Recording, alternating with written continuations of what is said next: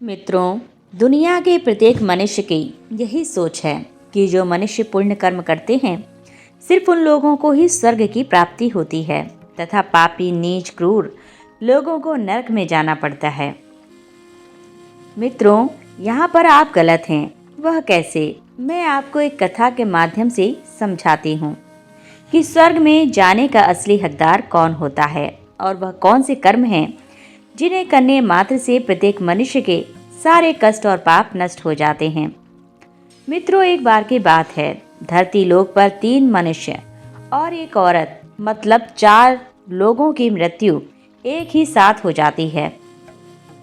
उन सभी लोगों के अपने अपने विचार थे, साथ ही वह सभी लोग अलग अलग प्रदेश के भी थे, परंतु संयोगवश उन चारों का अंत एक ही समय पर हो गया था, जिसके कारण यमराज जी के दूत उन चारों को लेने के लिए ठीक उसी समय पर आते हैं। मरने वालों में से एक व्यक्ति तो मगध देश का राजा था, दूसरा व्यक्ति एक धनी व्यापारी था, तीसरा व्यक्ति एक पूजा पाठ करने वाला पंडित था और चौथा एक गरीब औरत थी जो दिन भर मेहनत करके अपने परिवार का पालन पोषण करती थी।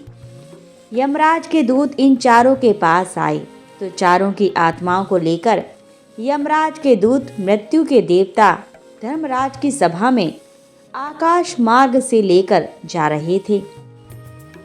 जब यमराज के दूत उन चारों आत्माओं को लेकर यमराज की सभा में पहुंचे तो वे चारों आपस में सोच रहे थे, हम चारों में से कौन स्वर्ग में जाएगा और कौन नरक में जाएगा। उस समय मृत्यु के देवता यमराज अपने आसन पर विराजमान नहीं हुए थे। तभी चारों ने आपस में बातचीत करते हुए तीनों मनुष्य कहने लगे कि मुझे तो स्वर्ग की प्राप्ति होगी, परंतु उन सब के साथ में वह जो औरत थी वह शांत खड़ी थी। सबसे पहले राजा कहने लगा, मुझे यमराज जी तो पक्का स्वर्ग में ही भेजेंगे, क्योंकि मैंने सभी की बहुत सहायता की है। मैं तो एक विश्वविख्यात राजा हूँ। मैंने अपने अनेक सत्कर्मों से धरती लोक पर अपना खूब नाम कमाया है, जिससे प्रत्येक मनुष्य मेरे राज्य में अत्यंत खुश था। चारों तरफ सभी लोग मेरे अच्छे कर्मों की चर्चा करते हैं। कभी भी कोई मेरे द्वार से खाली हाथ नहीं गया। मैंने सभी को भिक्षा दी है। मुझसे जितना हो सका मैंने उन्हें उससे बढ़कर दिया। वह इसीलिए कि वह मुझे आशीर्वाद दें, जिससे मुझे पुण्य मिला और वह जीवन भर मेरा नाम कभी ना भूल पाएं। हर तरफ मेरे नाम का ही गान हो। मेरे मगध राज्य में मेरे ही नाम का गान हो रहा है। वह राजा आगे बोला, मेरे द्वारा दिए गए दान से लाखों लोगों को खाने को अन्न मिला और रहने को आसरा मिला। इसीलिए मेरे कर्म और लोगों द्वारा दिए गए आशीर्वाद को देखते हुए यमराज मुझे पक्का ही स्वर्ग में भेजेंगे। मित्रों, राजा की बात सुनकर जो वह धनी व्यापारी था वह कहने लगा, अरे भाई, मैंने तो पृथ्वी लोक पर रहकर खूब धन कमाया, फालतू का खर्च नहीं किया और उस धन से मैंने लाखों लोगों की सहायता की। मैंने अपनी कमाई का अपना 30वां हिस्सा सदैव दीन दुखियों की सहायता में लगाया है, जिसकी वजह से मुझे अवश्य ही पुण्य मिलेगा। प्रभु यमराज मेरे शुभ कर्मों को देखते हुए मुझे स्वर्ग में अवश्य भेजेंगे। इस बात को मैं पहले से ही जानता हूँ। मित्रों, व्यापारी की बात सुनते वह पंडित बोल पड़ा और कहने लगा, अरे भाई, क्यों तुम सभी फिजूल की बातें कर रहे हो। स्वर्ग में जाना कोई आसान कार्य नहीं है। स्वर्ग में जाने के लिए दान के साथ साथ पूजा पाठ भी करना पड़ता है। इसीलिए स्वर्ग में जाने का सबसे बड़ा हकदार तो मैं ही हूँ, क्योंकि मैंने भगवान का नित्य पूजा पाठ किया है। मेरा पूरा जीवन पूजा आराधना में ही बीता है। मेरे द्वारा किए गए शुभ कर्मों के कारण ही यमराज मुझे स्वर्ग में अवश्य भेजेंगे। पंडित ने कहा, यह बात मैं अच्छी तरह से जानता हूँ। इस प्रकार तीनों ने अपनी अपनी बातें की। और अपने अपने विचार सबके सामने रखे। फिर वह तीनों लोग उस चौथी औरत को देखने लगे जो मजदूरी करती थी। उन्होंने सोचा कि देखो अब यह क्या कहती है, क्या इसने भी कोई अच्छा काम किया है या नहीं, या फिर इसका पूरा जीवन मजदूरी करते हुए दूसरों के अधीन रहते हुए ही बीता है। वह औरत उन सब की बातों को चुपचाप नीचे नजरें झुकाए खड़ी सुनती रही, परंतु वे तीनों अपनी प्रशंसा को बड़े गर्व के साथ करने में जुटे हुए थे। तभी यमराज अपने साथी भैंसे पर बैठकर अपने साथी चित्रगुप्त के साथ दरबार में उपस्थित होते हैं। मित्रों, चित्रगुप्त के हाथों में एक मोटी सी किताब थी। उस किताब में समस्त प्राणियों के कर्मों का लेखा जोखा लिखा था। यमराज जी अब अपनी सवारी से उतरते हैं और अपने सोने के आसन पर विराजमान होते हैं और फिर चित्रगुप्त से उन चारों के पाप और पुण्य को देखने के लिए कहते हैं। चित्रगुप्त ने सबसे पहले मगध देश के राजा को अपने पास बुलाया और उससे कहने लगे, तुम तो धरती पर बड़े ही विख्यात राजा थे। तुमने अपने जीवन में कौन कौन से कर्म किए हैं तथा आपने जितने लोगों को दुख दिया है, जितने लोगों का भला किया है, मैं अपनी पुस्तक में देखकर यह फैसला करूंगा कि आप स्वर्ग में जाने के योग्य हैं भी या नहीं। तब वह राजा बड़े गर्व के साथ अपने कर्मों को बताते हुए कहता है कि हे चित्रगुप्त, मैं मगध देश जैसे बड़े राज्य का स्वामी था। मेरा राज्य बड़ा ही समृद्ध और खुशहाल था। मेरे राज्य में मेरी वजह से ही दीनहीन गरीब दुखिया लोग बहुत ही कम थे। सब मेरी छत्र छाया में रहते हुए बड़े आनंद के साथ जीवन यापन कर रहे थे। मैंने अपने राज्य के प्रत्येक नागरिक को किसी भी चीज की कभी कमी नहीं होने दी। मेरे यहाँ पर हर निर्धन को धन मिलता था, हर भूखे को भोजन मिलता था, लाखों का धन उन्हें रोज दान में दिया जाता था, जिसकी वजह से मेरी प्रजा मुझसे बहुत प्रसन्न थी। मैंने अपने जीवन में यही अच्छे कर्म किए हैं। राजा के इतना कहते ही चित्रगुप्त ने अपनी पुस्तक उठाई और उसमें देखने लगे। पुस्तक में देखकर चित्रगुप्त जी ने राजा को बताया कि तुम जो कह रहे हो वह सत्य है। तुमने अपनी प्रजा को बहुत सुख और दान दिया है, परंतु इसके साथ साथ तुमने एक बहुत बड़ा अपराध भी किया है। तुमने अपनी राज्य की सीमा को फैलाने के लिए जितने युद्ध लड़े हैं, उन युद्धों में हजारों लाखों की संख्या में सैनिकों ने अपनी जान गंवाई है, जिससे उन सब की मृत्यु का कारण तुम बने हो। उन मरे हुए मनुष्यों की पत्नियों की हाय तुमको लगी। उनके परिवारों के बच्चों को अनाथ करने वाले तुम हो। उनकी स्त्रियों को विधवा बनाने वाले भी तुम हो। उनकी माँओं की गोद सूनी करने वाले भी तुम हो। चित्रगुप्त आगे कहते हैं, हे राजा जी, तुमने अपने ही सैनिकों के हजारों परिवारों को हमेशा दुख दिया है। युद्ध लड़कर राज्य बढ़ाने से अच्छा था कि तुम अपने पड़ोसी राज्यों से मित्रता करके उनके साथ व्यापार बढ़ाते, जिससे आपका राज्य तब भी बढ़ता, साथ ही साथ आपकी समृद्धि भी बढ़ती। तुमने अपनी प्रजा को सुखी और सैनिकों को दुख पहुंचाया है, इसीलिए तुम स्वर्ग जाने के हकदार नहीं हो। जब चित्रगुप्त ने यह बात बताई तो इस बात को सुनकर राजा चुपचाप पीछे हो गया। उसके बाद चित्रगुप्त ने उस धनी व्यापारी को बुलाया और उनसे कहा कि आपने धरती पर कौन कौन से अच्छे कर्म किए हैं। तब वह धनी व्यापारी कहता है, हे भगवान, मैंने पृथ्वी लोक पर जितना धन कमाया उसका 30वां भाग अच्छे कर्मों में लगाया। लाखों लोगों को भोजन कराया। मैंने उस धन को कई आश्रमों को दान दिया है। कई बेघर लोगों को मैंने धन दिया है। मैंने उस धन से कई शहरों में मंदिरों का निर्माण करवाया है। उस धन से कई जगह पर धर्मशालाएं बनवाई हैं। वह धनी व्यापारी आगे कहता है कि यही मेरे जीवन के अच्छे कर्म हैं।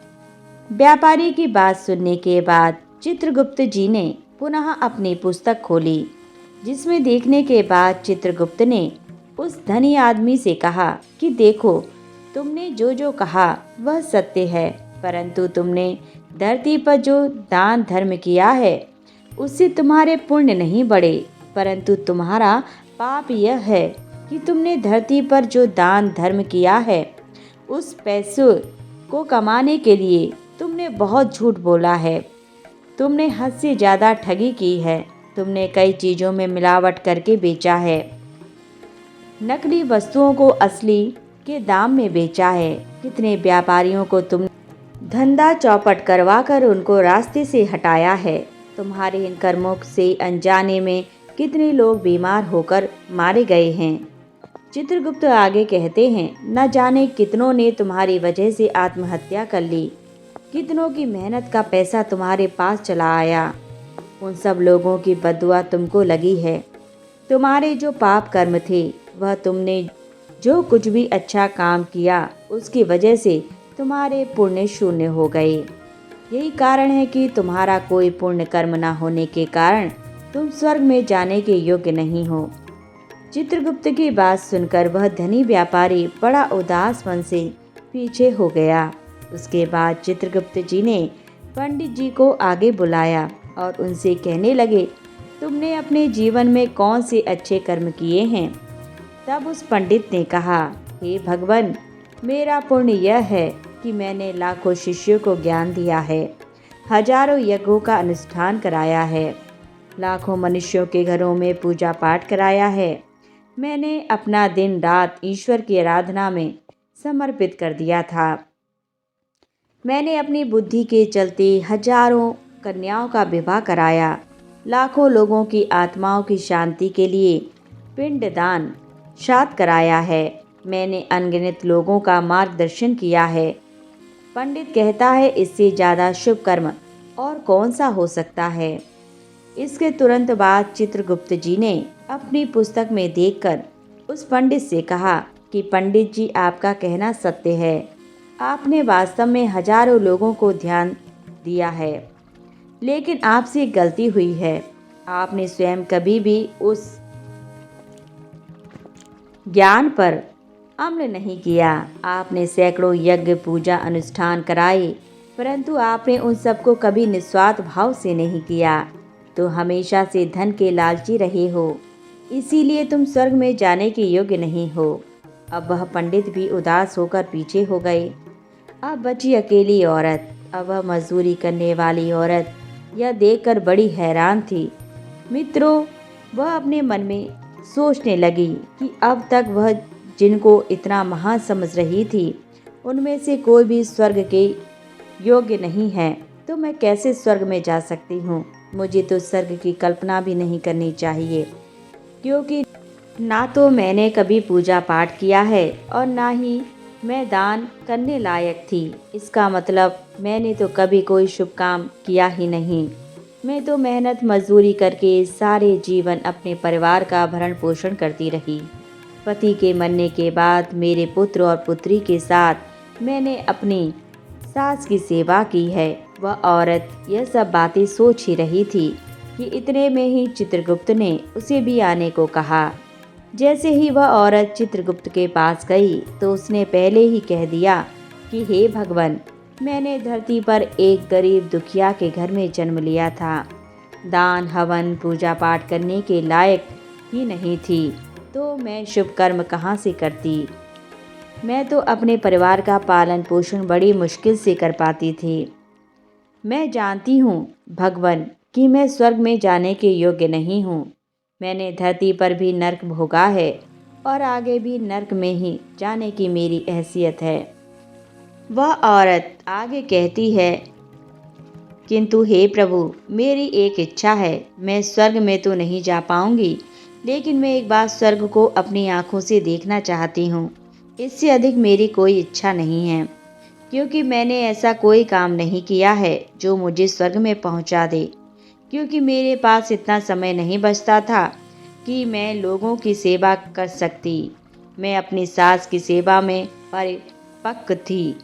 मैंने लोगों को समय ना देकर वह समय मैंने अपने बूढ़े माँ बाप की सेवा में लगाया। उनको भोजन खिलाती पिलाती थी, उनके वस्त्र बदलती थी। यही मेरी दिनचर्या थी। मुझे तो मंदिर में जाने का भी अवसर नहीं मिलता था। उस औरत की बात सुनकर चित्रगुप्त ने पुनः अपनी पुस्तक में देखकर पूछा, हे देवी, तुम ध्यान से सोचकर बताओ कि तुमने कभी तो कोई पुण्य कर्म किया होगा। तब औरत ने अपने पूरे जीवन के घटनाक्रम को याद किया और तब उसे याद आता है कि एक बार उसे बहुत तेज की भूख लगी थी। वह खाना खाने के लिए बैठी ही थी। इतने में वहां एक बहुत ही कमजोर बीमार कुत्ता टहलता हुआ आ गया, जो ठीक से चल भी नहीं पा रहा था। वह आकर मेरे सामने बैठ गया और मेरी रोटी की ओर गौर से देखने लगा। मैं समझ गई कि वह कुत्ता बहुत भूखा है। मेरी अंतरात्मा ने मुझे सचेत किया कि बेजुबान जानवर को छोड़कर तू अकेले कैसे खा सकती है। वह औरत फिर कहती है कि मैंने वह रोटी स्वयं ना खाकर उस कुत्ते को खिला दी। उस दिन मैंने पूरे दिन भूखे पेट रहकर ही काम किया था। उस औरत की बात जब यमराज और चित्रगुप्त ने सुनी तो यमराज मुस्कुराए। तब स्वयं यमराज जी ने उसका हाथ पकड़कर बड़े सम्मान के साथ उस औरत को स्वर्ग में लेकर गए और यमराज जी बोले, वास्तव में आप ही स्वर्ग में रहने की अधिकारी हो। प्रत्येक जीव पर दया दिखाना ही सबसे बड़ा पुण्य कर्म है। मनुष्य जो भी काम निस्वार्थ भाव से करता है, वास्तव में उसको ही उसे सबसे बड़ा पुण्य मिलता है। निस्वार्थ भाव से किए गए जन कल्याण के लिए एक छोटे से छोटा काम भी आपके सैकड़ों पापों को नष्ट कर देता है। यमराज आगे कहते हैं, लालच और निस्वार्थ के वशीभूत होकर मनुष्य द्वारा किया गया शुभ कर्म भी फलदायी नहीं होता है। इसलिए ध्यान रहे, जीवन में अच्छे कर्म अच्छी भावना के साथ करना चाहिए। ऐसा नहीं होना चाहिए कि आपने किसी से धन छीनकर या चुराकर अच्छे काम में लगा दिया हो, तो वह धन आपको कभी नरक में नहीं ले जाएगा। ऐसा काम करने पर आप अवश्य ही नरक के भागीदार बनेंगे। अगर कोई मनुष्य उसी धन को दान पुण्य में लगाता है तो वह उससे भी नहीं उभर सकता। इसके बाद चित्रगुप्त पंडित, राजा और धनी व्यापारी को नरक में डलवा देते हैं। वहीं उस स्त्री को स्वर्ग की प्राप्ति होती है। स्वर्ग में वही व्यक्ति जाता है जिसने प्रत्येक काम निस्वार्थ भाव से प्रत्येक जीव की सेवा की हो। भले ही उसने जीवन में एक पैसा भी दान ना किया हो, पर वह जिस लायक था, अपने सामर्थ्य के अनुसार उसने निस्वार्थ भाव से जो भी काम किया है, वही उसकी मुक्ति का रास्ता तय करता है। मेरे प्रिय दर्शक बंधुओं, आप हमारी वीडियो को एक लाइक अवश्य करें और जीवन उपयोगी कहानियों और जीवन ज्ञान के लिए हमारे चैनल को सब्सक्राइब करें। आपका दिन मंगलमय हो, इसी कामना के साथ आपसे विदा लेते हैं। मिलते हैं नेक्स्ट वीडियो में। पूरा वीडियो वॉच करने के लिए आपका बहुत बहुत धन्यवाद।